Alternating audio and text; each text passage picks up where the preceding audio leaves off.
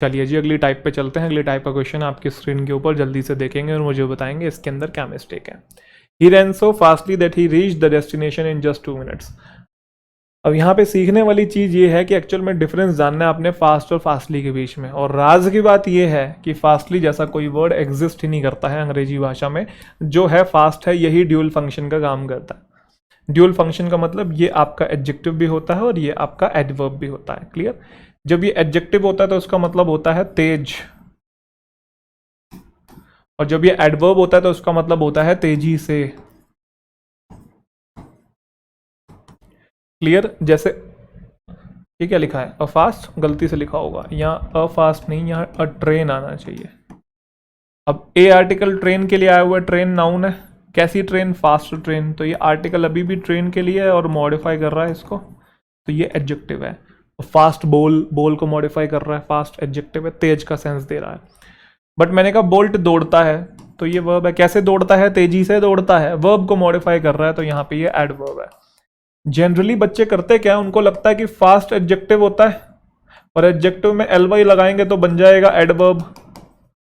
तो यहाँ पे कभी कभी फास्टली भी लिखा होता है और बच्चे उसे सही कर देते हैं, बोल्ट रन फास्टली, क्योंकि उनको लगता है वर्ब को मॉडिफाई करने के लिए एडवर्ब चाहिए और adjective plus L Y adverb होता है ना, ऐसा दिमाग लगाते हैं। जबकि फास्टली जैसा कोई वर्ड एग्जिस्ट ही नहीं करता लैंग्वेज में। दिमाग तो अच्छा लगा रहे हैं बट वो शब्द एग्जिस्ट ही नहीं करता ना भाई। तो कुछ जगह पे एक्सेप्शन भी होती हैं चीज़ें, ऐसे रटना नहीं है हर जगह कि एल वाई हटा देंगे, बच गया अगर एडजेक्टिव तो वो पूरा शब्द एडवर्ब था। रटो मत ऐसे, कुछ कुछ जगह पे नहीं भी होता है। 99% ऑफ द टाइम जो चीज़ें बताई जा रही हैं वो एप्लीकेबल होती हैं, 1% ऑफ द टाइम कभी कभी नहीं भी होती हैं, और वो 1% ऑफ द टाइम आपके एग्जामिनेशन में ना के बराबर देखने को मिलेगा भाई। जहां जहां मिलेगा अलग से एक्स्ट्रा मैं बताता चल रहा हूं आपको, ठीक है भाई। तो बोल्ट रन्स फास्ट होगा, द ट्रेन इज रनिंग क्या होगा? फास्ट होगा, ना कि फास्टली होगा। कैसे चल रही है, कैसे दौड़ रही है? तेजी से चल रही है। सो ही रैन सो फास्ट, वो कैसे दौड़ा? बहुत तेज दौड़ा। यहां सो के साथ दैट भी है कि ही reached the destination in just 2 minutes. Next type. अब बताओ लेट लेटली में क्या डिफरेंस है। अब बच्चे दिमाग चलाते हैं, सर फास्ट फास्टली में फास्टली जैसा कोई शब्द नहीं था, तो अब आप हमको चला रहे हो लेटली जैसा भी कोई शब्द नहीं होगा, लेट ही होता है। जबकि ऐसा नहीं है भाई, लेटली भी होता है। ठीक है, लेट और लेटली दोनों शब्द एग्जिस्ट करते हैं। सबसे पहले लेट के बात करते हैं, मतलब बात तो खड़े होके करेंगे, लेट शब्द को समझते हैं, है ना। लेट के बात करने का मतलब ये है। तो पहले लेट की बात करते हैं। तो लेट की अगर बात करें तो लेट ड्यूल फंक्शन परफॉर्म करता है, ये एडजेक्टिव भी होता है और ये एडवर्ब भी होता है। मीनिंग क्या होता है भाई? मीनिंग समझेंगे। लेट जब एडजेक्टिव होता है तो उसका मतलब होता है स्वर्गीय। स्वर्गीय कैसे लिखते हैं भाई? अगर मैं गलत लिख दूं तो माफ़ी दे दीजिएगा भाई। स्वर्गीय मेरे ख्याल से इस पे आता है और यहाँ नहीं आता है, चेक कर लेना भाई। स्वर्गीय, अरे यार इतना इस शब्द पे मुझे वक्त मत दो नहीं, मन ही नहीं कर रहा इसकी बात करने का। स्वर्गीय, चलो तो क्या बोलते हैं, समझ गए ना। जैसा भी है, यहाँ है, जहाँ पे भी है लगा लेना, अपने आप एक बार चेक कर लेना। और जब एडवर्ब होता है तो उसका मतलब होता है देरी से, वो तो आपको पता ही है, देरी से, ये तो आप जानते ही हैं। तो माई लेट ग्रैंडफादर, माई के आगे क्या है? नाउन आता है। और कैसे ग्रैंडफादर? लेट ग्रैंडफादर, तो ये एडजेक्टिव्स को मॉडिफाई कर रहा है, स्वर्गीय दादाजी। The train will come late, train आएगी, कैसे आएगी? देरी से आएगी, वर्ब को मॉडिफाई कर रहा है, तो यहाँ पे आपका एडवर्ब है। तो दोनों का सेंस देता है, ध्यान रखिएगा, ठीक है। फिर लेटली भी एक शब्द होता है, ये भी एक एडवर्ब होता है। इसका मतलब होता है हाल ही में, इंग्लिश में बोलते हैं इन रीसेंट टाइम्स, हाल ही में लिख लीजिएगा साइड में। या फिर रिसेंटली और लेटली एक ही चीज़ है, बट रिसेंटली और लेटली में छोटा सा डिफरेंस ये है, भले ही मीनिंग सेम है, लेटली शब्द जो है हमेशा प्रेजेंट परफेक्ट टेंस में यूज होता है। लिख लीजिएगा इसे, प्रेजेंट परफेक्ट टेंस, मतलब हमेशा लेटली जो है आपको हैज़ हैव प्लस V3 के साथ दिखाई देगा, और ये या तो इंटेरोगेटिव सेंटेंसेस में दिखाई देता है या नेगेटिव में। ये बहुत इंपॉर्टेंट बात है, क्लियर। तो अगर आप देखेंगे यहाँ पे पहली बात तो इंटेरोगेशन है, दूसरा नेगेटिव है। तीसरी बात प्रेजेंट परफेक्ट टेंस भी है, has have plus V3, has have plus V3। तो भले ही दोनों का मीनिंग सेम, रिसेंटली कहीं भी आ सकता है, चाहे सिंपल पास्ट हो, प्रेजेंट परफेक्ट हो, नेगेटिव हो ना हो, इंटेरोगेटिव हो ना हो, उससे कुछ फर्क नहीं पड़ता, रिसेंटली कहीं भी आ सकता है। बट लेटली का यूज सिर्फ यहीं पे करेंगे, ठीक है, ध्यान रखिएगा। क्या तुमने हाल ही में उसे देखा है राहुल को? वो कह रहा है no I haven't seen him lately. अगर मैं बोलूँ आई लेटली सो यू, मैंने तुम्हें हाल ही में देखा, ये गलत है ना, क्योंकि सो वर्ब की सेकंड फॉर्म है, सिंपल पास्ट टेंस है, लेकिन लेटली तो प्रेजेंट परफेक्ट में आता है। तो आई रिसेंटली सो यू, तो यहाँ पे रिसेंटली आएगा। रिसेंटली कहीं भी लगा सकते हो, बट लेटली के लिए आपको कुछ स्पेसिफिक जगहों पे ही आप लगा सकते हैं। She can not succeed because she works hard. अगली कैटेगरी का क्वेश्चन है, बड़ा प्यारा क्वेश्चन है अभी आएंगे इसके ऊपर मुड़ के हम लोग। आप मुझे बताइए अभी इसके अंदर क्या मिस्टेक आपको समझ में आ रही है। तो इसी बात को समझने के लिए हम लोग सीखेंगे हार्ड और हार्डली में डिफरेंस। तो ये तो पता होगा हार्डली जैसा शब्द तो एग्जिस्ट करता है, तो पहले हार्ड की बात करते हैं। हार्ड भी ड्यूल फंक्शन करता है। हार्ड एडजेक्टिव भी होता है, एडवर्ब भी होता है। जब एडजेक्टिव होता है तो उसका मतलब होता है कठोर, रिजिड, सख्त, और जब ये एडवर्ब होता है तो इसका मतलब होता है मेहनत से, फुल एनर्जी से, है ना। कैसा सरफेस? Hard surface. ये नाउन है, आर्टिकल इसके लिए, और ये मॉडिफाई करने वाला एडजेक्टिव है। हार्ड बोल, हार्ड सरफेस, बट वो काम करती, कैसे काम करती है? मेहनत से काम करती है। तो वर्ब को मॉडिफाई कर रहा है यहाँ पे, ये एडवर्ब है। She works hard, I work hard, है ना, आई विल वर्क हार्ड बोलते हैं ऐसा, तो वहां पे वो एडवर्ब है। हार्डली भी एक शब्द होता है जिसका मतलब होता है शायद ही कोई या ना के बराबर। शायद ही कोई या फिर बच्चे ना के बराबर, ठीक है भाई। स्कार्सली, रेयरली, हार्डली एक ही बात होती है। जैसे I hardly talk to him, शायद ही कभी बात करता हूं। शी हार्डली गोज देयर, ना के बराबर वहां जाती है। तो हार्डली भी एडवर्ब है। एडवर्ब कैसे है? ये वर्ब को मॉडिफाई कर रहा है ना के बराबर जाती है। शायद ही कभी बात करता हूं, वर्ब को मॉडिफाई कर रहा है। तो आप बताओ, ये वही क्वेश्चन आपके सामने आ गया, इसके अंदर क्या मिस्टेक है? जल्दी से बताएंगे भाई सोचो सोचो। चलिए, she can not succeed because she works hard. Context पकड़ो आप, वो कामयाब नहीं हो सकती है। अच्छा, कैन नॉट मॉडल वर्ब है, मॉडल वर्ब के बाद वर्ब की फर्स्ट फॉर्म आती है, तो सक्सीड यहाँ फर्स्ट फॉर्म है। ये ईडी लगा हुआ, कंफ्यूज नहीं होना है। सक्सीडेड सेकंड होती है, सक्सीड फर्स्ट होती है। She can not succeed because she works hard, वो कामयाब नहीं हो सकती है क्योंकि वो मेहनत करती है, या वो ना के बराबर मेहनत करती है। वो करती ही नहीं है भाई, तभी तो कामयाब नहीं होगी। तो यहाँ पे आना चाहिए शी हार्डली वर्क्स। हार्डली जो है ना वो वर्ब से पहले लगाते हैं, मेन वर्ब से पहले आता है, ध्यान रखिएगा। शी हार्डली वर्क्स, करती नहीं है भाई, काम ही नहीं करती है। He worked hardly and broke all the previous records, उसने मेहनत करी और सारे रिकॉर्ड तोड़ दिए। तो मेहनत की होगी ना, तो यहाँ मेहनत वाला ही सेंस देना। तो कैसे काम किया? बड़ी मेहनत से काम किया, तो उसके लिए हार्ड आएगा। तो जब मेहनत वाला सेंस देना होता तो हार्ड यूज करते हैं, और वो वर्ब के बाद आता है। ना के बराबर वाला सेंस देना होता है वो वर्ब से पहले आता है, मेन वर्ब से पहले होता है वो जैसे she works hard so she is sure to fail, वो मेहनत करती है और पक्का वो फेल होगी। अरे मेहनत करती है तो फेल कैसे होगी? वो मेहनत नहीं करती होगी, ना के बराबर करती होगी, इसलिए कह रहा है वो फेल होगी। तो यहाँ ना के बराबर वाला सेंस देना था, तो शी हार्डली वर्क्स। समझे कि नहीं? She hardly works. इसी के साथ अगली टाइप पे हम लोग आगे बढ़ते हैं। जो टाइप आपने सीखनी है उसके चंद सेंटेंसेस आपकी निगाहों के आगे, जल्दी से मुझे बताइए इनके अंदर आपको क्या मिस्टेक दिखाई दे रही है। जल्दी से देखेंगे इनके अंदर, जल्दी से वीडियो को पॉज कर लीजिए। कर लिया पॉज? चलो, तो मैं आपको बताना चाहता हूँ कि जो पहला सेंटेंस है वो कतई गलत है और दूसरा सही है। फिर से ये गलत है, ये सही है, ये गलत है और ये गलत है। और जबकि ऐसा हो सकता है आपको लग रहा हो कि पहला सही है दूसरा गलत है, जबकि उल्टा है, पहला गलत है दूसरा सही है। सिमिलर चीज़ यहाँ लग रही होगी। गलतियाँ क्यों होती है? क्योंकि आपको टॉपिक सीखना है एडवर्ब्स एंड सम प्रेपोजिशन। ये क्या है जी? तो ध्यान से सुनिएगा, शब्दों के चुनाव पे जाइएगा। अगर कभी आपको नेक्स्ट लास्ट लिखा दिखाई दे, नेक्स्ट और लास्ट, और उसके बाद कोई भी आपको डे का नाम दिखाई दे, Monday, Tuesday, Wednesday, Thursday, Friday, Saturday, कुछ भी दिखाई दे, तो उस केस में उससे पहले हम लोग ऑन का यूज़ नहीं करते हैं। बट अगर मंडे ट्यूसडे को वो पहले लिख दे और नेक्स्ट लास्ट को वो बाद में लिख दे, यहाँ ले जाए, तो उस केस में आप ऑन का यूज़ कर सकते हैं। ये बहुत इंपॉर्टेंट पॉइंट है और दोनों का मीनिंग सेम होता है, ये एक ही चीज़ है। सिमिलरली अगर आपको नेक्स्ट लास्ट लिखा दिखाई दे रहा है, उसके बाद वीक शब्द ही लिखा हो, मंथ लिखा हो या ईयर लिखा हो, इनमें से कोई भी शब्द लिखा हो, तो उसके पहले इन प्रेपो का हम लोग यूज नहीं करते हैं। ये ट्रांसलेशन एरर की वजह से क्वेश्चंस जो हैं बन जाते हैं।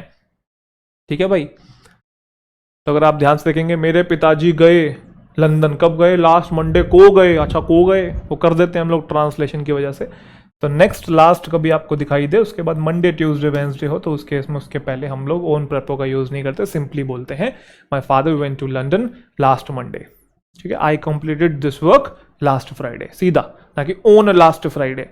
बट अगर मैं यूं कहूं my father went to London on Monday last, तो ये एकदम ठीक है, इसमें कोई गलती नहीं है, क्योंकि जब मंडे शब्द आप पहले लिख दे रहे हैं तो वो अपने साथ ऑन लेके आता है, मंडे ट्यूसडे वेंसडे। आप कोई भी सेंटेंस बना के देख लीजिए, चाहे आप फ्यूचर का बना के देख लीजिए, I will do this work Monday, गलत है, I will do this work on Monday.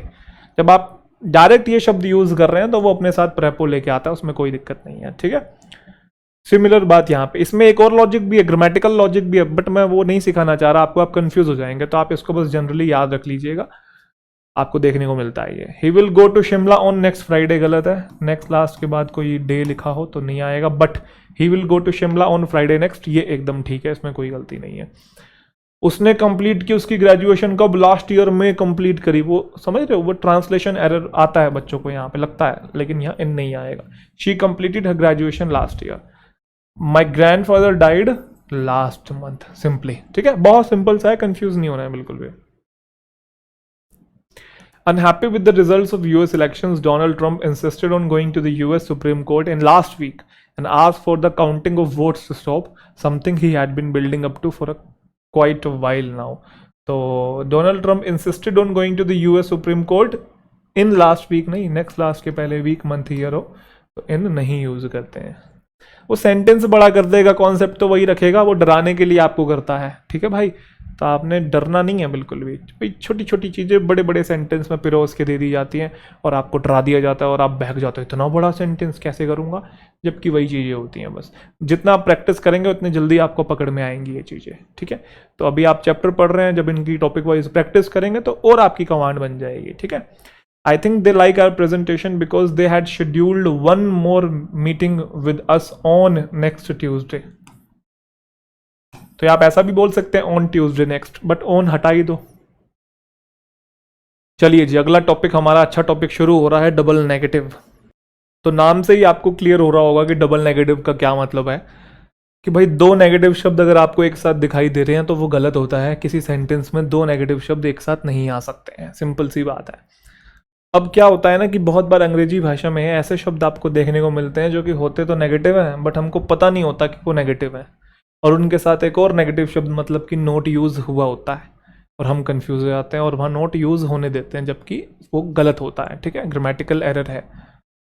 तो ये जितने भी शब्द आपको दिखाई दे रहे हैं, ये सारे के सारे ऑलरेडी ही नेगेटिव वर्ड हैं, इनके किसी के साथ भी आप नोट या नेवर का यूज़ नहीं करेंगे। डिनाई का मतलब होता है इनकार करना, प्रिवेंट और प्रोहिबिट का मतलब होता है रोकना। प्रिवेंट मतलब रोकना, प्रोहिबिट मतलब निषेध होता है, फॉरबिट का मतलब भी मना करना। हार्डली, रेयरली, स्कार्सली तीनों सेम है, शायद ही कोई या ना के बराबर। अनलेस का मतलब होता है यदि नहीं। अंटिल का मतलब होता है जब तक नहीं। बोथ का मतलब आप जानते हैं। लेस्ट का मतलब होता है ऐसा ना हो जाए कि ऐसा ना हो जाए। अब आप सोच रहे हो कि सर बोथ और लेस्ट कैसे नेगेटिव हैं, इनके बारे में भी एंड में बात करेंगे, वन बाय वन। पहले कुछ सेंटेंसेस देखिए कि उसने डिनाई किया है कि उसने कॉल नहीं किया है। जब एक बार डिनाई कर दिया, मना कर दिया, तो आगे नोट लगाने की क्या ज़रूरत है। तो ही denied that he had called her, उसने उसे कॉल किया, इस बात को लेकर इनकार कर दिया है। We are prohibited from not entering the staff room, हमें रोका गया है एंटर ना करने से। अब हिंदी निकालोगे पढ़ने में अच्छा लगेगा, बट जब प्रोहिबिट कर दिया इसका मतलब ऑलरेडी रोकना होता है, एंटर नहीं करना है, तो नोट क्यों लगा रहे हो भाई। माई फादर फॉरबेड, ये फॉरबिड की सेकेंड फॉर्म है, फॉरबिड, फॉरबेड, फॉरबिडन। ठीक है, तो my father forbade me to see Mohit again. ठीक है, मना किया है मोहित से मिलने को। तो सिंपल सी ये बात है। अब हम कुछ सेंटेंसेस देखेंगे, आप जल्दी से वन बाय वन बनाने की कोशिश करेंगे। Unless you do not study diligently you will never understand trigonometry. अगर आप ध्यान से देखेंगे, अनलेस एक नेगेटिव वर्ड होता है, इसके साथ आप नोट का यूज़ नहीं करेंगे। बट आप लोग जानते हैं जब नोट का यूज़ नहीं हो रहा तो फिर डू और डज का भी नहीं होगा, क्योंकि डू या डज का यूज़ या तो नोट में होता है या इंटेरोगेशन में होता है। इंटेरोगेशन यहाँ पे है नहीं, नोट हमने हटा दिया तो आप दोनों हटा देंगे डू को भी। उसके साथ यू आपका प्लूरल है तो ये भी प्लूरल रहेगा, तो बन जाएगा अनलेस यू स्टडी डिलीजेंटली। यदि आप मेहनत नहीं करोगे तो आप ट्रिग्नोमेट्री कभी नहीं समझ पाओगे। वहीं दूसरी तरफ अगर यहाँ कोई सिंगुलर सब्जेक्ट होता तो ये स्टडीज़ हो जाता। समझे कि नहीं? जैसे इसमें देख लेंगे, until she does not accept my apology I will not leave. जब तक वो एक्सेप्ट नहीं करेगी मेरी अपॉलॉजी में नहीं जाऊँगा। तो अनटिल ऑलरेडी नेगेटिव वर्ड है, इसके साथ नोट नहीं आता है, तो फिर डू डज का यूज़ भी नहीं होगा साथ में। शी सिंगुलर है तो वर्ब को सिंगुलर करना पड़ेगा। तो until she accepts my apology I will not leave. ये बोथ वाला पॉइंट आ गया। अब आप सोच रहे होगे सर जो बोथ है वो नेगेटिव कैसे है? देखो बोथ के साथ ना हम लोग नोट का यूज़ नहीं करते हैं। अब अगर आप सेंटेंस को पहले देखेंगे जब नोट लिखा हुआ था तो सेंटेंस का मतलब था कि दोनों ही लड़कियां जो है नहीं लेके आई हैं फ्लावर्स। बट अगर आपने नोट हटा दिया तो मीनिंग ही चेंज हो गया है। यहाँ तो both of the girls have brought the flowers, दोनों लड़कियां लेके आई है, तो मीनिंग कैसे चेंज हो गया? मीनिंग भी तो मेंटेन ही करना है ना। अगर आप बोथ के साथ नोट हटा रहे हो बट मीनिंग भी तो मेंटेन करो। तो क्या करें जी, यहाँ पे ध्यान रखिएगा, बोथ के साथ नोट इसलिए नहीं आता है क्योंकि इन दोनों शब्दों की जगह एक शब्द यूज होता है नाइदर, जिसका मतलब होता है दोनों में से एक भी नहीं। तो जब इन दो शब्दों की जगह एक शब्द यूज हो रहा है तो फिर दो क्यों यूज करने हैं? तो बोथ और नोट को हटाओ, यहाँ पे आप करेंगे नाइदर, आगे सेम टू सेम लिख देंगे, नाइदर ऑफ द गर्ल्स। अगर आपने सब्जेक्ट वर्ब एग्रीमेंट पढ़ा है तो आपको ध्यान होगा ऑफ प्रेपोजिशन है, ये प्रेपो का ऑब्जेक्ट है, सब्जेक्ट ये है, ईच आइदर नाइदर, ये सब के सब आपके सिंगुलर होते हैं तो फिर वर्ब भी सिंगुलर लेते हैं, तो ये हैव जो है हैज बन जाएगा। Neither of the girls has brought the flowers, ये चीज़ भी ध्यान रखेंगे। If your hands are dirty do not touch your new dress lest you would not spoil it. देखो लेस्ट को भी आगे चल के हम लोग पढ़ेंगे, यहाँ पे थोड़ा सा मैं आपको समझा देता हूँ कि लेस्ट जो होता है ना, जैसे आइदर अपने साथ और लेके आता है, नाइदर नोर लेके आता है, नॉट ओनली बट ऑल्सो लेके आता है, ऐसे लेस्ट ना अपने साथ शुड को लेके आता है।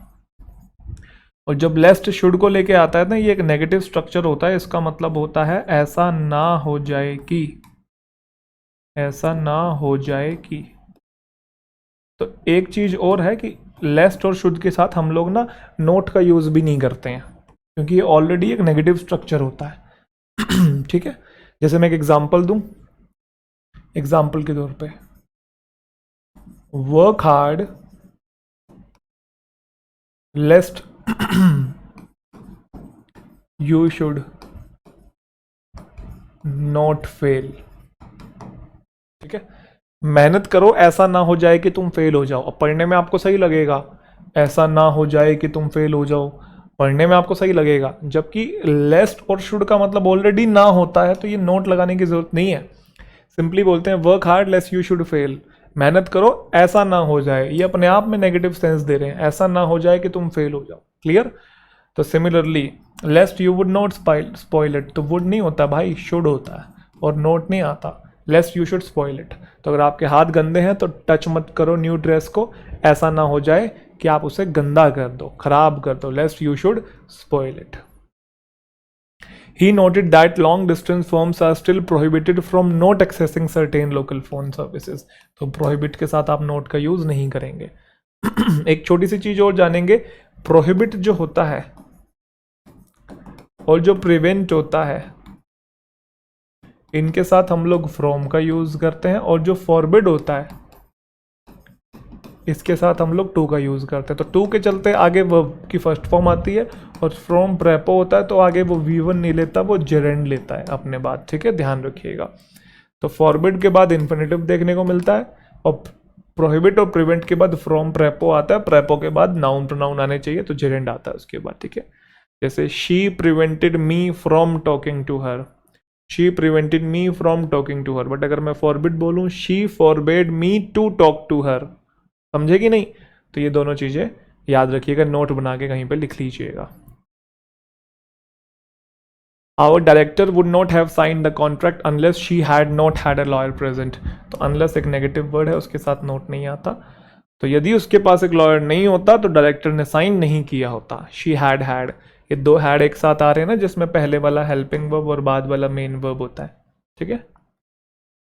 You would not be able to get a ticket for the match unless you are not prepared to pay a lot of money। यदि आप रेडी नहीं है तो unless you are prepared आएगा यहाँ पे, क्लियर।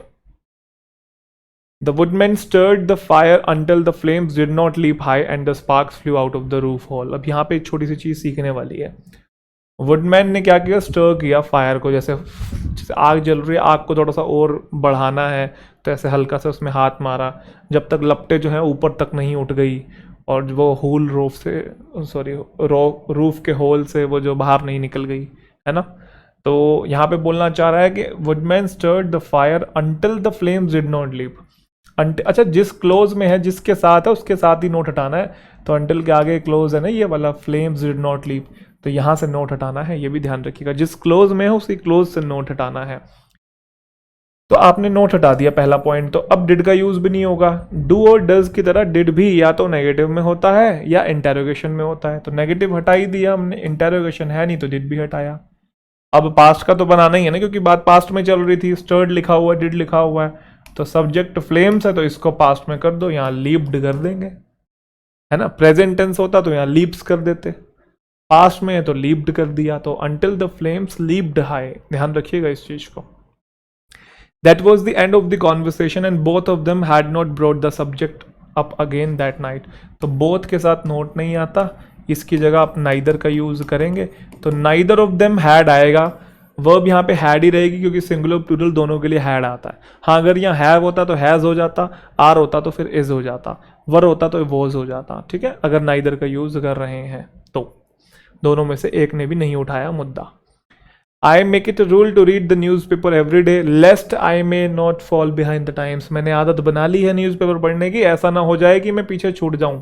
तो ऐसा ना हो जाए दोस्त, कहीं प्यार ना हो जाए, लेस्ट के साथ नोट नहीं आएगा, lest I should fall behind the times. चलिए जी, अब हम सीखते हैं पोजिशन ऑफ एडवर्ब्स। तो चलिए बात करें अगर हम पोजीशन की, तो पोजीशन में आपको दो चीज़ें जाननी है कि जितने भी वर्ड्स आपके सामने हैं, hardly, rarely, scarcely, always, seldom, never, certainly, occasionally, frequently, generally और ऑफन, ये जितने भी वर्ड्स हैं, ये सारे के सारे शब्द या तो यूज़ होते हैं हेल्पिंग वर्ब और मेन वर्ब के बीच में, या फिर ये यूज़ होते हैं बिफोर मेन वर्ब से पहले। तो दो बातें बताई, ये जितने भी शब्द आपको दिखाई दे रहे हैं या तो ये यूज़ होंगे हेल्पिंग वर्ब और मेन वर्ब के बीच में या फिर मेन वर्ब से पहले। तो किसी भी तरीके से आप ये बात समझ लीजिए, ये वर्ड्स जो हैं मेन वर्ब से पहले हैं, क्लियर। तो ये बेसिक पोजीशन आपको इन शब्दों की जाननी है। जैसे I will miss you certainly, तो ये गलत है, सर्टेनली एंड में लिखा हुआ है, हेल्पिंग वर्ब और मेन वर्ब के बीच में होना चाहिए, तो I will certainly miss you. She goes to college hardly, hardly end में लिखा हुआ, गलत हो जाएगा। अब यहाँ हेल्पिंग वर्ब तो है नहीं, सिर्फ मेन वर्ब है, तो मतलब मेन वर्ब से पहले she hardly goes to college, ठीक है। She has seldom eaten chicken, तो हेल्पिंग वर्ब और मेन वर्ब के बीच में है यहाँ पे, ये ठीक लिखा हुआ है। तो ये छोटा सा पॉइंट आप लोग ध्यान रखेंगे, काफ़ी इंपॉर्टेंट है। अब ये इसलिए सिखाया जा रहा है ये वाला पॉइंट, क्योंकि अब आपने जो टॉपिक सीखना है वो एडवर्ब का सबसे इंपॉर्टेंट टॉपिक है, जिसका नाम है इन्वर्जन, ठीक है। काफ़ी इंपॉर्टेंट टॉपिक है, इसे हम थोड़ा सा डिटेल में समझने की कोशिश करेंगे। जैसे इन्वर्जन की अगर मैं बात करूं तो आपको साफ साफ समझ में आ रहा है, ये शब्द इन्वर्ट से बना है, और इन्वर्ट का मतलब होता है उल्टा। जैसे अगर मैं कहूँ 2/3, तो इसका उल्टा क्या बनेगा, 3/2। 2/3 क्या बनेगा, 3/2। तो कहने का मतलब है यहाँ पे भी कुछ उल्टे होने की बात हो रही होगी, इन्वर्जन के अंदर भी कुछ उल्टा होने की।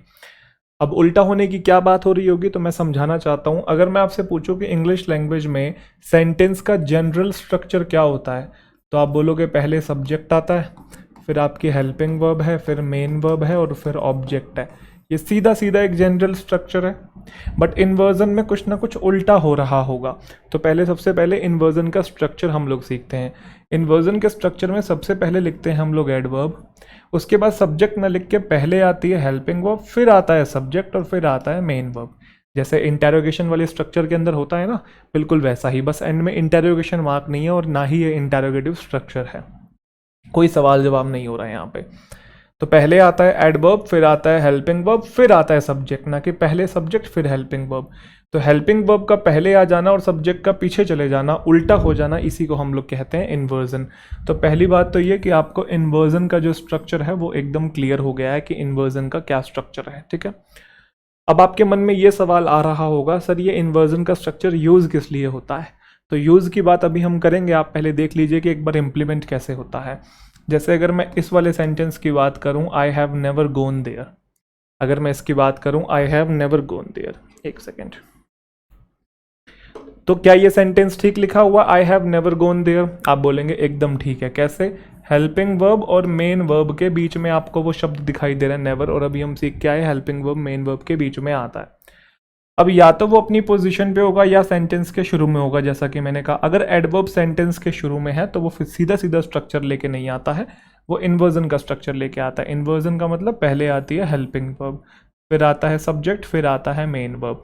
तो I have never gone there और never have I gone there, ये दो आपके सामने सेंटेंसेस हैं। ये भी ठीक लिखा हुआ है और ये भी ठीक लिखा हुआ है, और राज की बात बताऊं तो दोनों सेंटेंसेस का मीनिंग सेम है। बस पहले वाला जो है वो जनरल स्ट्रक्चर से लिखा हुआ है सीधा सीधा, और जो दूसरे वाला है वो इन्वर्जन से लिखा हुआ है। अब यहाँ पे 2-3 सवाल उठते हैं जिनकी चर्चा करना बेहद महत्वपूर्ण है। सवाल नंबर 1, अगर दोनों सेंटेंस सेम है, इक्वल टू का साइन लगाया, तो फिर मुझे जनरल स्ट्रक्चर से इन्वर्जन बनाने की ज़रूरत ही क्यों पड़ी? इन्वर्जन से बनता ही क्यों है, मतलब इन्वर्जन से कोई सेंटेंस हम लिखते ही क्यों हैं? सवाल नंबर 1। सवाल नंबर 2, क्या किसी भी एडवर्ब को हम सेंटेंस के शुरू में लिख देंगे तो उसके आगे इन्वर्जन लगाएंगे? समझ रहे हैं मेरी बात? तो इन दोनों सवालों के ऊपर हम लोग बात करते हैं। सबसे पहले सवाल नंबर 1, कि अगर जनरल सेंटेंस मीनिंग दे रहा था तो उसी का इन्वर्जन लिखने की क्या ज़रूरत है? तो ध्यान रखिएगा, इन्वर्जन के स्ट्रक्चर का यूज़ इंग्लिश लैंग्वेज में ज़ोर देने के लिए यूज़ होता है, एम्फेसाइज करने के लिए, किसी चीज़ पे, किसी बात पे जोर डालने के लिए। जैसे I have never gone there, मैं वहाँ कभी नहीं गया हूँ, और फिर मैं बोल रहा हूँ never have I gone there, never को पहले लिख के उस बात पे और जोर डाल रहा हूँ, एम्फेसाइज कर रहा हूँ कि भाई गया ही नहीं हूँ। तो ये बात तो क्लियर है कि दोनों का भले ही मीनिंग सेम है, तो ये थोड़ा माइल्ड है और ये थोड़ा स्ट्रॉन्ग है। स्ट्रॉन्ग इन द सेंस इस पर थोड़ा और जोर डाला जा रहा है। पॉइंट नंबर 1, तो पहले सवाल का जवाब आपको मिल गया। दूसरा सवाल आपका ये था कि क्या सर किसी भी एडवर्ब को उसकी पोजीशन से उठा के शुरू पे कर देंगे क्या किसी भी एडवर्ब के साथ इन्वर्जन बना सकते हैं? नहीं भाई, ऐसा नहीं कर सकते। कुछ लिमिटेड वर्ड्स ही हैं जो शुरू में आएंगे, कुछ लिमिटेड एडवर्ब्स ही हैं जो शुरू में आएंगे तो अपने साथ इन्वर्जन लेके आएंगे। हर किसी के साथ ऐसा नहीं कर सकते। तो सर हमें कैसे पता लगेगा कौन कौन से वो एडवर्ब्स है? तो उनके बारे में अभी हम आगे बात करेंगे। पहले आप ये सीख लीजिए कि इन्वर्जन बनाया कैसे जाता है, बस अभी इतना सीख लीजिए। She has seldom eaten chicken, क्या सेल्डम अपनी पोजीशन पे है? हाँ जी, हेल्पिंग वर्ब मेन वर्ब के बीच में। तो अभी फिलहाल के लिए मान लीजिए कि नेवर से भी इन्वर्जन बनता है, सेल्डम से भी बनता है। तो कैसे बनाएंगे? सेल्डम को नीचे लेके आएंगे, फिर आएगा हेल्पिंग वर्ब, फिर आएगा सब्जेक्ट, मतलब हेल्पिंग वर्ब का पहले आ जाना, सब्जेक्ट का पीछे चले जाना, उल्टा हो जाना, यही कहलाता है इन्वर्जन। तो ये जनरल स्ट्रक्चर है कि उसने चिकन कभी नहीं खाया है, इस पर जोर डाला जा रहा है कि भाई कभी खाया ही नहीं है, छी छी छी, तोबा तोबा, हाथ भी नहीं लगाया है। समझ गए? इस टाइप का। तो किसी जनरल स्ट्रक्चर से आपको इन्वर्जन वाला बनाना आ गया, इतना बात तो समझ में आ गया इन्वर्जन कैसे बनाते हैं। तो एक काम कीजिए, मैं कुछ सेंटेंसेस आपको दे रहा हूँ, आप एज्यूम कर लीजिए कि उनमें जो एडवर्ब है उनसे इन्वर्जन बनता है। फिलहाल के लिए कर लीजिए, बस मुझे पहले इन्वर्जन बना के दिखा दीजिए, उसके बाद हम लोग जानेंगे फिर किस किस से बनता है। एक बार बनाना आ गया तो आपके लिए फिर सीखना काफ़ी आसान हो जाएगा।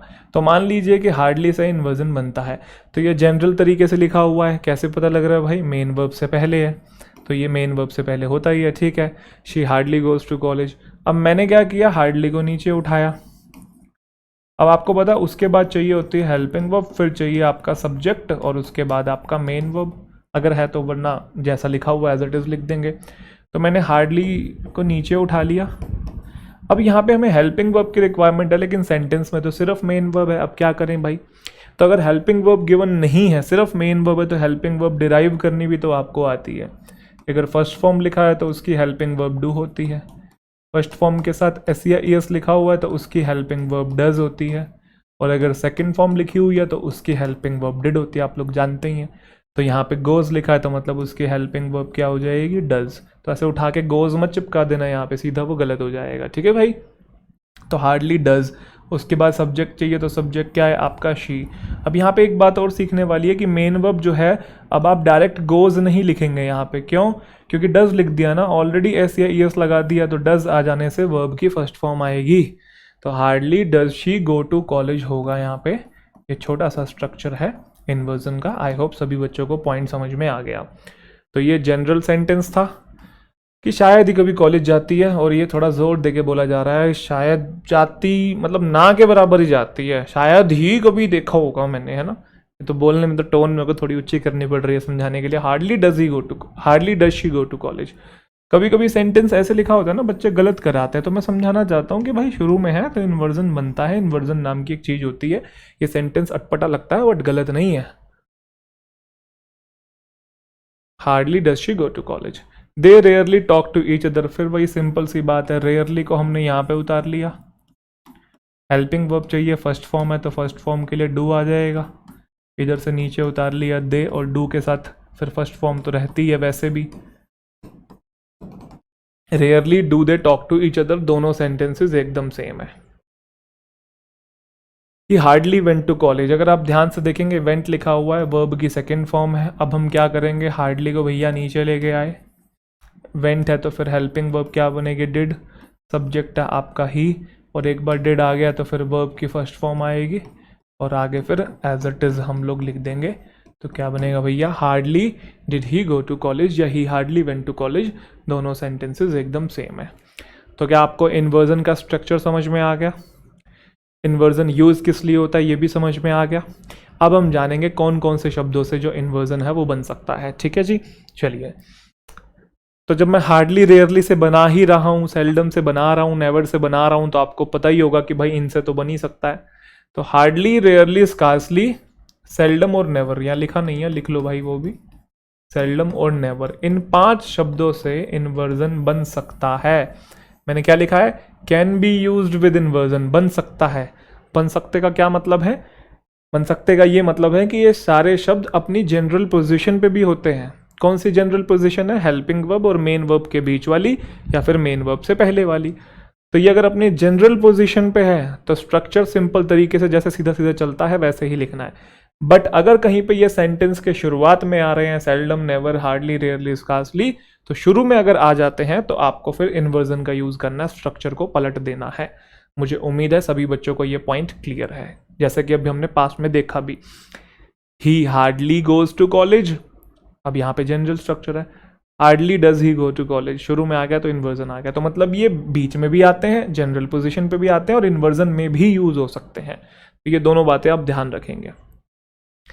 एक नई बात आपने ये सीखनी है कि इन 5 शब्द में से सिर्फ हार्डली, रेयरली, स्कार्सली 3 ऐसे शब्द हैं जो अपने साथ एक कंजंक्शन भी लेते हैं कभी कभी। ये शब्द अकेले भी आते हैं वैसे, और ये कंजंक्शन के साथ भी आते हैं। जैसे आइदर जो है अकेला भी आता है, और के साथ भी आता है। नाइदर अकेला भी आता है, नोर के साथ भी आता है। एग्जाम्पल के तौर पे मैंने कहा कि there are 2 dresses, either is new, तो क्या यहाँ पे और आया? नहीं आया। और अगर मैं बोलूँ कि आइदर दिस और दैट, तो यहाँ पे मैं और लगा रहा हूँ। तो कुछ सेंटेंस ऐसे हैं जहाँ पे आइदर अकेले भी आता है और भी लेके आता है। कुछ ऐसे हैं जहाँ नाइदर अकेले भी आता है, और भी लेके आता है। सिमिलरली कुछ सेंटेंसेस ऐसे होते हैं जिसमें हार्डली, रेयरली, स्कार्सली अकेले भी आते हैं, और पास में अभी तक हमने जितने भी सेंटेंसेस देखे उनमें हार्डली, रेयरली, स्कार्सली अकेले ही आया हुआ था। They rarely talk to each other, he hardly goes to college, अकेले ही आए हुए थे। तो जब ये अकेले आते हैं सेंटेंस के अंदर बिना किसी कंजंक्शन के आते हैं, तो इनका मतलब होता है शायद ही कोई या ना के बराबर। 1000 बार ये बात मैं आपको लिखवा चुका हूँ, शायद ही कोई या ना के बराबर। बट जब ये कंजंक्शन के साथ आते हैं, पहली बात तो कंजंक्शन कौन सी आती है? व्हेन या फिर बिफोर, दोनों में से कोई भी यूज कर सकते हैं। जब ये शब्द कंजंक्शन के साथ आते हैं तो इनका हिंदी में शाब्दिक मीनिंग चेंज हो जाता है। इनका मतलब होता है मुश्किल से की। एक बार मुश्किल देख लेना कैसे लिखते हैं। ठीक है भाई, हिंदी लिखने की आदत छूटी हुई है, बोलने की तो है ही अब जुबान पे, है ना, मातृभाषा है। तो वैसे सही लिखा है मैंने, ठीक है। हार्डली, रेयरली, स्कार्सली, इनके साथ हम लोग व्हेन या बिफोर का यूज करते हैं, और इनका हिंदी में मीनिंग होता है मुश्किल से की। कब? जब कंजंक्शन दिखाई दे साथ में। तो जैसे एक सेंटेंस आप देखो, he had hardly open the door then the 2 strangers entered the house. सबसे पहली बात, क्या हार्डली की पोजीशन ठीक है? हाँ जी। कैसे? हेल्पिंग वर्ब और मेन वर्ब के बीच में है। ठीक है, अब ये इकलौता तो नहीं आया हुआ अपने साथ, कंजंक्शन लेके आया हुआ, तो वो क्या करेगा, कभी आपको यहाँ व्हेन की जगह देन लिख देगा, कभी आपको THEN कर देगा, अलग अलग कभी दैट कर देगा, अलग अलग आपको कंजंक्शन लिख के देगा। आपको ध्यान रखिएगा व्हेन और बिफोर का यूज़ करना है, दोनों में से कुछ भी आप यूज़ कर सकते हैं। बोलो हाँ। तो ही had hardly open the door when the two strangers entered the house, मुश्किल से अभी उसने दरवाज़ा खोला ही था कि दो अजनबी आ गए। आपको मेरा पॉइंट समझ में आया, मुश्किल से अभी ये काम हुआ ही था कि ये हो गया।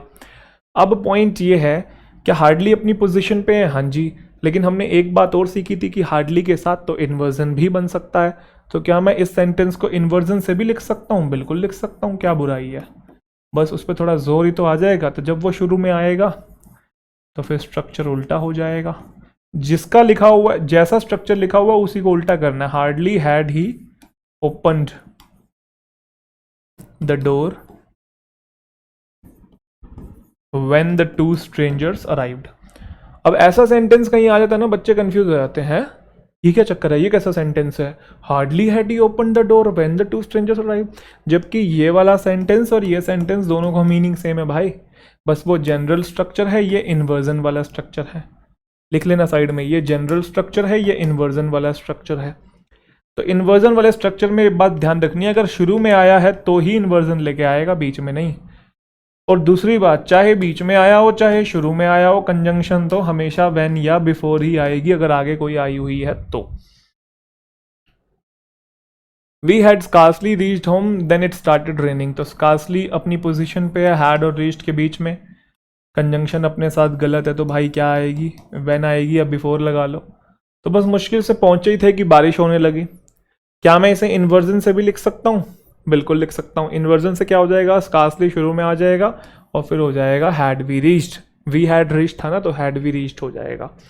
तो ये बात आप लोग ध्यान रखेंगे। तो hardly, rarely, scarcely, seldom, never, इन 5 शब्दों से इन्वर्जन बन सकता है, ठीक है। और हार्डली, रेयरली, स्कार्सली अपने साथ कंजंक्शन भी लेके आती है, तो यहाँ से कुछ कंजंक्शन वाले पॉइंट्स भी आप सीखना शुरू कर दीजिए। हालांकि अगला चैप्टर कंजंक्शन ही है, बट वहाँ पे ये चीज़ें मैं रिपीट नहीं कर रहा हूँ। यहाँ पे अगर आ रही हैं कंजंक्शन वाली बातें तो आप साथ साथ सीखते चलेंगे, ठीक है जी। चलिए, तो अगला पॉइंट है नो सूनर। अब नो सूनर के साथ भाई हमेशा इन्वर्जन बनता है, is always use with inversion. क्या मतलब है इसका? इसका मतलब ये है कि नो सूनर का यूज हमेशा सेंटेंस के शुरू में होता है, क्योंकि उसने बोला ना हमेशा इन्वर्जन बनता है, तो मतलब ये सेंटेंस के बीच में कभी भी नहीं आता है। नो सूनर हमेशा सेंटेंस के शुरू में आता है और इन्वर्जन लेके आता है। एक सबसे खास बात यह है कि नो सूनर के साथ भी कंजंक्शन आती है और वो आती है देन। हार्डली, रेयरली, स्कार्सली के साथ व्हेन या बिफोर, नो सूनर के साथ देन। वो आपको यहाँ पे THEN वाली लिख के देगा या THAT या व्हेन लिख के ही दे देगा, कुछ भी नहीं आएगा। ध्यान रखिएगा, सिर्फ और सिर्फ देन यूज करेंगे। और इसका हिंदी में मीनिंग होता है जैसे ही वैसे ही,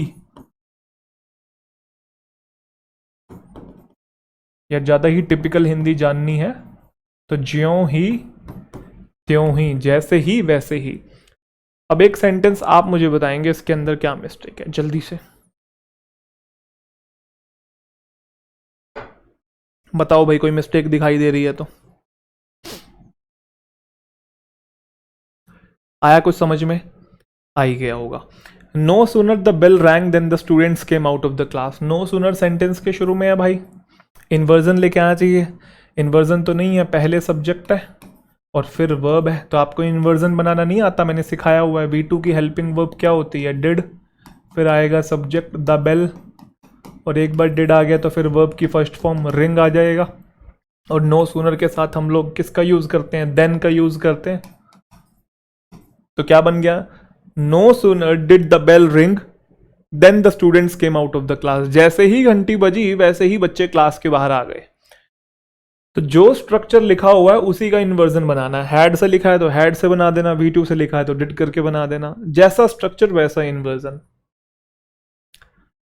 no sooner did she finish cooking then some guest arrive. जैसे ही उसने खाना पकाना खत्म किया वैसे ही गेस्ट आ गए। अब बच्चा जल्दबाजी में देखता है नो सूनर इन्वर्जन है, इन्वर्जन है, आगे देन आना चाहिए, देन है, और आगे आगे भागता है। अरे भाई आप ये तो देख लो, इन्वर्जन तो है, डिड हेल्पिंग वर्ब है, ये सब्जेक्ट है, बट डिड के साथ फर्स्ट फॉर्म आती है। No sooner did she finish cooking then some guest arrived. चलिए जी, अगला तीसरा पॉइंट यह है कि सो प्लस एडवर्ब के साथ भी इन्वर्जन बन सकता है। शब्दों के चुनाव पे जाइएगा, कहाँ पे मैं बोल रहा हूँ हमेशा बनता है, कहाँ पे बोल रहा हूँ बन सकता है। तो सो प्लस एडवर्ब से भी इन्वर्जन बनता है। जैसे she behaved so rudely that everyone got offended. सबसे पहली चीज, क्या ये वर्ब है? हाँ जी। कैसा बिहेव किया? रूडली। ये क्या है जी? एडवर्ब है। कितना रूडली? बहुत रूडली। ठीक है, सो रूडली। सो भी वैसे यहाँ पे एडवर्ब है। क्लियर? अब मैंने कहा सो प्लस एडवर्ब से भी इन्वर्जन बन सकता है। अभी एक तो सेंटेंस में जनरल पोजीशन पे है, तो जनरल पोजीशन एकदम ठीक है इसकी, और सो के साथ दैट भी आता है। इतना रूडली बिहेव किया कि हर कोई ऑफेंड हो गया। बट अगर मुझे इन्वर्जन बनाना है तो मैं सो प्लस एडवर्ब को शुरू में लेके आऊंगा। ये आर को छोटा कर लो भाई।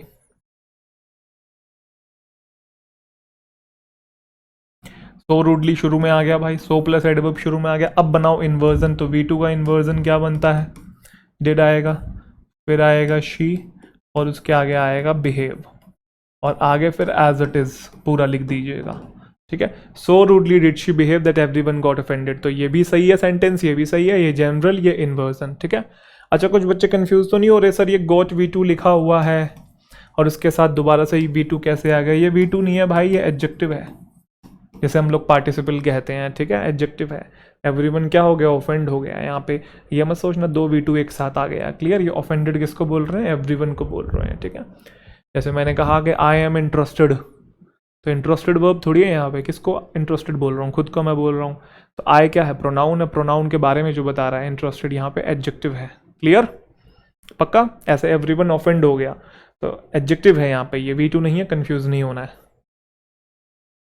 So rudely did she behave that everyone got offended. She performed so well that everybody got impressed. फिर से वही वाली बात, ये V2 है। कैसा परफॉर्म किया? बढ़िया परफॉर्म किया, अच्छे तरीके से परफॉर्म किया। याद है वर्ब को मॉडिफाई करता है, वेल एडवर्ब होता है। गुड और वेल में हमने डिफरेंस सीखा था। सिमिलरली गोट V2 है यहाँ पे, और ये एडजेक्टिव है, कंफ्यूज नहीं होना है। क्लियर? तो इससे इन्वर्जन बनाएंगे तो क्या बनेगा? So well did she perform, so well did she perform that everybody got impressed। चलिए जी, एक इंपॉर्टेंट पॉइंट आप लोग और सीखेंगे। If two verbs are connected with not only but also, in that case we can make inversion with not only. तो not only but also अगर verb से connected है तो उस केस में भी आप नॉट ओनली के साथ आप इन्वर्जन बना सकते हैं। नॉट ओनली के साथ भी इन्वर्जन बनता है। जैसे not only she red but she also wrote. तो अगर आप ध्यान से देखेंगे, आगे से देखिए, यहाँ पे वर्ब को कनेक्ट कर रहा है और साफ साफ यहाँ पे हमें सेंस आ भी रहा है। किस चीज का सेंस आ रहा है?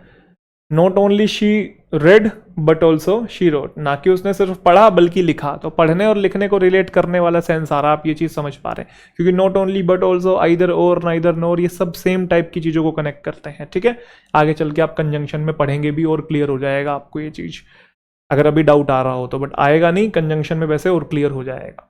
अभी मैं ये समझाना चाह रहा हूं कि नॉट ओनली जब सेंटेंस के शुरू में होता है ना, और कहीं ना कहीं वर्ब को जोड़ने की बात हो रही होगी, ना कि सिर्फ उसने पढ़ा बल्कि लिखा भी, तो ऐसे केसेस में जब वो शुरू में हो तो वो इन्वर्जन लेके आता है। इन्वर्जन लाने के लिए ये सब्जेक्ट है, ये V2 है। अच्छा, ये V2 क्यों है? क्योंकि तीनों फॉर्म सेम तो होती है, रीड रेड रेड। तो मैं कैसे पहचान रहा हूं कि ये V2 है? क्योंकि सब्जेक्ट के डायरेक्ट बाय थर्ड फॉर्म हो नहीं सकता, और अगर फर्स्ट फॉर्म होता तो ये रीड्स होता, और वैसे भी आगे रोट लिखा है तो हिंट मिल रहा है कि ये V2 ही है, सेकंड फॉर्म दोनों, है ना। तो इसका इन्वर्जन क्या बनेगा? पहले आएगा डिड, फिर आएगा शी, और फिर डिड के साथ फर्स्ट फॉर्म क्या होती है? रीड। तो not only did she read but she also wrote, ऐसे लिखा जाता है इसे। Not only did she read, ना कि सिर्फ उसने पढ़ा बल्कि उसने लिखा भी। तो नॉट ओनली सेंटेंस के शुरू में है और दो वर्ब्स को जोड़ने की बात हो रही है, कहीं ना कहीं वर्ब्स को कनेक्ट करने की बात हो रही है। तो ऐसे केस में आप इन्वर्जन बना सकते हैं। ना कि सिर्फ वो भूल गई मेरा बर्थडे, बट उसको याद भी नहीं रहा माफी मांगना भूलने के लिए। ध्यान से देखो, ना कि सिर्फ वो भूल गई मेरा बर्थडे, बल्कि उसको माफी मांगना भी याद नहीं रहा। तो यहाँ पे भूलना और माफी मांगना, दो वर्ब्स को जोड़ना एक तरीके से। ध्यान से देखो, तो नॉट ओनली सेंटेंस के शुरू में है तो इन्वर्जन लेके आना चाहिए, आना चाहिए। आया हुआ है, आया तो हुआ है, but did plus subject plus first form होता है। तो यहाँ क्या आएगा? Not only did she forget my birthday but she also didn't even apologise for forgetting it. भूलने के लिए उसने माफी भी नहीं मांगी। लास्ट पॉइंट है इन्वर्जन का, इसी के साथ आपका एडवर्ब चैप्टर भी खत्म होता है, जिसमें आप ये जानेंगे सो के साथ और नाइदर और नोर के साथ भी इन्वर्जन बनता है। कब बनता है, कैसे बनता है, सीख लेते हैं। सो के साथ इन्वर्जन तब बनता है जब सेंटेंस आपका अफर्मेटिव हो, अफर्मेटिव हो, और नाइदर और नोर दोनों में से किसी के साथ भी बना सकते हैं। ये वो पॉइंट नहीं है कि नाइदर के साथ नोर आता है, वो नहीं सीख रहे। नाइदर या नोर दोनों में से किसी भी एक शब्द के साथ आप इन्वर्जन बना सकते हैं अगर सेंटेंस नेगेटिव है। वो कैसे, किस सिचुएशन में, समझेंगे। मैंने कहा आई वेंट देयर, और आपको भी ये कहना है तो क्या, मैं भी वहां गया। सेम ही बात को जब कहना होता है और सेंटेंस अफर्मेटिव हो कि he went there, I went there नहीं, ही वेंट देयर, वो वहां गया, और आपको कहना है तो क्या, मैं भी गया। सेम ही बात को रिपीट करना है, आई वेंट देयर टू। तो इतना बड़ा लिखने की बजाय आप उसको इन्वर्जन से भी लिख सकते हैं। इन्वर्जन में पहले सो का यूज करेंगे, अफर्मेटिव में सो का यूज होता है, ठीक है। उसके बाद आपकी इसी की हेल्पिंग वो V2 है तो डिड आ जाएगा। और जिसको भी बात रिपीट करनी है, जैसे उसने बोला ही वेंट देयर, तो आपने बोला तो क्या, मैं भी गया, तो आप यहाँ पे लिख सकते हैं आई या ही या शी। जिसके बारे में भी बताना है कि ये गया तो क्या हुआ, वो भी गई, मैं भी गया, किसी के भी बारे में बता सकते हैं आप, ठीक है। जैसे he did not go there, वो वहां नहीं गया, तो मुझे बोलना मैं भी नहीं गया, रिपीट करते हैं ना। I did not go there too, अब इतना बड़ा लिखने की क्या जरूरत है, सेम बात को कहने के लिए आप इन्वर्जन का यूज कर लीजिए। तो या तो नाइदर का यूज कीजिए नोर का, क्योंकि सेंटेंस नेगेटिव है। और फिर अगर यहाँ पे डिड हेल्पिंग वर्ब है तो इधर भी हेल्पिंग वर्ब सेम आएगी। और जिसको भी वो बात कहनी है कि मैं भी नहीं गया या वो भी नहीं गई, वो सब्जेक्ट आप लिख देंगे, सिंपल सी बात है। क्लियर है कि नहीं है। जैसे मैंने बोला, मैंने क्या, किसी और ने बोला कि she has watched this movie, simple सी बात है, समझना इस चीज को। ये रब कर दूं, समझ में आ जाएगा। She has watched this movie, इसका इन्वर्जन बनाओ, चलो। She has watched this movie. अब मुझे बोलना है तो क्या, मैंने भी देखी है। तो सेंटेंस पहले बताओ अफर्मेटिव है कि नेगेटिव है, अफर्मेटिव है तो पहले आएगा सो। अब मुझे बोलना है मैंने भी देखी है, तो सब्जेक्ट तो आई है। अब यहां पे हेल्पिंग वर्ब चाहिए। अब लगानी तो होती है ये वाली, बट सब्जेक्ट का नेचर भी तो देखना है ना। आई के साथ हैज थोड़ी आता है, आई के साथ हैव आता है। She has watched this movie, तो क्या, मैंने भी देखी है, सो हैव आई। अच्छा, अगर ऐसा बोलना होता कि she has watched this movie, उसने वो मूवी देखी, और मुझे बोलना है तो क्या, इस लड़के ने भी देखी है, तो मैं क्या बोलूंगा, सो हैज शी, फिर हैज लगाऊंगा, सो हैज ही, क्योंकि आगे अब ही की बात हो रही है। समझ में आया कि नहीं। तो इन्वर्जन आप सो से भी बना सकते हैं और नाइदर नोर से भी बना सकते हैं। जैसे अगर मुझे बोलना है she has not watched this movie, मुझे ये बोलना है, आप लिख लीजिएगा साइड में, she has not watched this movie. तो अब इसका इन्वर्जन मुझे आई से बनाना है, तो मैं क्या बनाऊंगा, नोर हैव आई या फिर नाइदर हैव आई, क्योंकि यहाँ पे हेल्पिंग वर्ब वही आएगी जो यहाँ लिखी हुई है। अब सिंगुलर आएगी, प्लूरल आएगी, वो डिपेंड करता है सब्जेक्ट के ऊपर कि सब्जेक्ट अपने साथ कैसी वर्ब लेता है, समझे।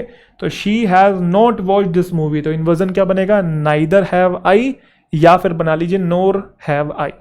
या फिर उसने बोला she has not watched this movie, और मुझे अब ही के बारे में बात करनी है, तो क्या मैं बोलूंगा, नाइदर हैज ही या फिर नोर हैज ही। आई होप सभी बच्चों को ये पॉइंट समझ में आ गया है। इसी के साथ कुछ क्वेश्चंस बचे हुए हैं। मैं सोच रहा था कि चैप्टर खत्म, कुछ क्वेश्चंस बचे हुए हैं, लिख ही देता मैं यहाँ पे ये बात, मेरे को लगा स्लाइड खत्म हो गई है। खैर कोई बात नहीं, आप जो मैंने बात बोली लिख लीजिएगा वो, ठीक है। चलिए कुछ क्वेश्चंस को सॉल्व करके दिखाइए। Scarcely she had drunk the magic liquid, then she began to see everything in strange and vivid colours. तो स्कार्सली सेंटेंस के शुरू में है, तो शुरू में है तो इन्वर्जन लेके आएगा बेटा, हैड यहाँ पे आएगा और शी यहाँ पे आएगा। Clear, scarcely had she drunk, और आगे फिर देन नहीं आएगा, व्हेन आएगा। Clear, scarcely had she drunk मतलब मुश्किल से उसने भी एक घूंट मारा ही था मैजिक लिक्विड का कि सब कुछ रंगीन दिखाई देने लगा, विविड कलर्स में, है ना। रंगीन जल की घूंट मार ली है उसने, दुनिया रंगीन दिखाई दे रही है। नो सूनर सेंटेंस के शुरू में है तो भाई इन्वर्जन चाहिए, तो ये सब्जेक्ट है, ये वर्ब है, तो इन्वर्जन बनाने के लिए हैड द ट्रेन हो जाएगा, और आगे फिर देन नहीं आएगा, ये वाला देन आएगा। सो नाइसली सेंटेंस के शुरू में है, सो प्लस एडवर्ब सेंटेंस के शुरू में है, तो इन्वर्जन बनना चाहिए did they organise, did they organise, z लगाओ एस लगाओ, वो यूके यूएस वाला फर्क है। तो इतना बढ़िया ऑर्गेनाइज किया कि बड़ा मुश्किल था ये बताना कि वो फाइनेंशियल क्राइसिस से जूझ रहे हैं। ये बहुत प्यारा क्वेश्चन है, मैं आपको एक थोड़ा वक्त दे रहा हूं, आप बनाओ इसे। अब देखो बच्चे क्या करते हैं, rarely have I chance to read fiction, गलत है वो भाई। ये हैव इकलौता आया हुआ है, इकलौता आया हुआ है तो हेल्पिंग वर्ब नहीं है, मेन वर्ब है। और अगर मेन वर्ब है तो आपको हेल्पिंग वर्ब डिराइव करनी आती है कि नहीं आती है। मेन वर्ब की कौन सी फॉर्म है, फर्स्ट फॉर्म है, और फर्स्ट फॉर्म के लिए हेल्पिंग वर्ब क्या होती है, डू। ये हैव के साथ V3 थोड़ी लिखा हुआ है, प्रेजेंट परफेक्ट टेंस थोड़ी है, मेन वर्ब है यहाँ पे, ये हैव इकलौता आया हुआ है, तो डू आएगा यहाँ पे, और फिर आएगा आई, और फिर आगे आएगा हैव, और आगे सारा सेम। आप पूरा लिखिएगा, rarely do I have a chance to read fiction. No sooner had the train, sorry teacher entered, no sooner sentence के शुरू में हैड है, द टीचर है, हैड के साथ V3 आता है, देन भी ठीक लिखा हुआ है, कोई दिक्कत नहीं है, नो एरर है इसके अंदर। जैसे ही टीचर आया सारे बच्चे चुप हो गए। नो सूनर सेंटेंस के शुरू में है, इन्वर्जन गलत है, डिड के साथ V1 आता है, सी आएगा, ध्यान रखिएगा, और आगे देन एकदम ठीक लिखा हुआ है। जैसे ही वॉचमैन ने देखा चेयरमैन को, उसने सैल्यूट करना शुरू कर दिया। इसी के साथ यहाँ पे ख़त्म होता है हमारा एडवर्ब चैप्टर। काफ़ी खूबसूरत चैप्टर था, काफ़ी सारी बातें आपने नई सीखी होंगी। तो अब जाके सीधा टॉपिक वाइज जो क्वेश्चन है उनकी प्रैक्टिस कीजिएगा और टॉपिक को थोड़ा और मजबूत कीजिएगा। मिलते हैं फिर नेक्स्ट क्लास के अंदर, अपना ध्यान रखिए। Thank you so much, take care, tata, bye bye.